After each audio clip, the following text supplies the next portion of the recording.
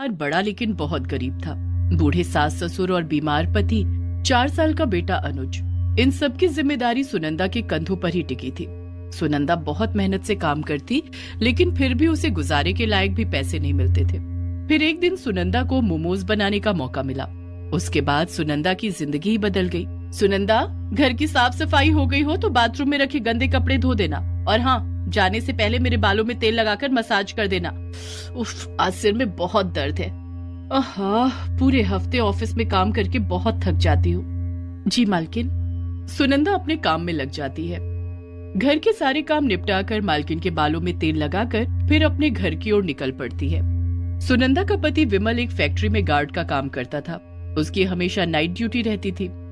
एक रात वो काम पर जा रहा था कि रास्ते में एक तेज रफ्तार गाड़ी ने उसे टक्कर मारी। इस हादसे में विमल का एक पैर फ्रैक्चर हो गया था, जिस कारण विमल अब काम पर नहीं जा सकता था।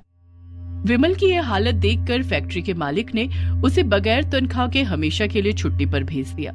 आप फिक्र मत कीजिए अनुज के बाबा, ऊपर वाला एक रास्ता बंद करता है तो दूसरा खोल देता है। पड़ोस की कमला बता रही थी कि वो जिस घर में खाना बनाती है वहाँ झाड़ू पोछा और कपड़े धोने के लिए काम वाली चाहिए। मैं वहाँ काम कर लूंगी, कम से कम हमारा गुजारा तो चल जाएगा। मुझे माफ कर दो सुनंदा, मेरी वजह से आज तुम्हें दूसरों के घरों में काम करना पड़ रहा है। ये आप क्या कह रहे हैं? जिंदगी में उतार चढ़ाव तो आते ही रहते हैं। वक्त ही तो है, गुजर जाएगा। मेरा दिल कहता है कि हमारे अच्छे दिन जल्दी आएंगे। सुनंदा बहुत जीवट थी। वो हर हाल में खुश रहना और मुसीबतों से लड़ना जानती थी। सुनंदा के सास ससुर भी उससे बहुत खुश रहते थे। सुनंदा बहू, कल से काम पर जाया करेगी तो घर के काम मैं संभाल लूंगी।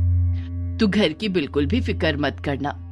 हाँ सुनंदा बहू, तू खूब मेहनत से काम करना। जी माँ जी, आपके और बाबूजी के आशीर्वाद से मैं बहुत जल्दी दूसरे घरों में भी काम पकड़ लूंगी। दूसरे दिन सुनंदा कमला के साथ काम पर गई। क्या नाम है तुम्हारा? सुनंदा। देखो सुनंदा, घर की साफ सफाई, झाड़ू पोछा, बर्तन, कपड़े ये सब करने होंगे। इसके लिए मैं तुम्हें 4,000 रुपए दूंगी।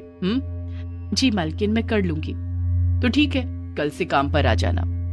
दूसरे दिन से सुनंदा अमिता के घर पर काम करने लगी। अमिता बदले में उसे 4,000 रुपए देती। इतने कम पैसों में सुनंदा और उसके परिवार का गुजारा बस इतना ही हो रहा था कि उन्हें 2 वक्त की रोटी मिल जाती थी। सुनंदा अमिता के घर के सारे काम करती। कभी कभी कमला काम पर नहीं आती तो सुनंदा खाना भी बना दिया करती। अरे वाह सुनंदा, तुम तो खाना भी बहुत बढ़िया बनाती हो।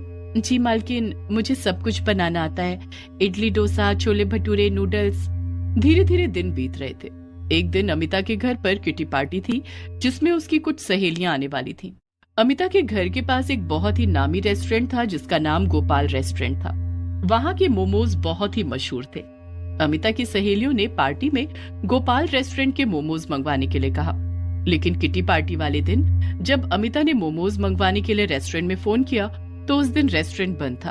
ओफो, ये रेस्टोरेंट को भी आज ही बंद होना था। अब मैं क्या करूं? तभी अमिता की नजर सुनंदा पर पड़ी।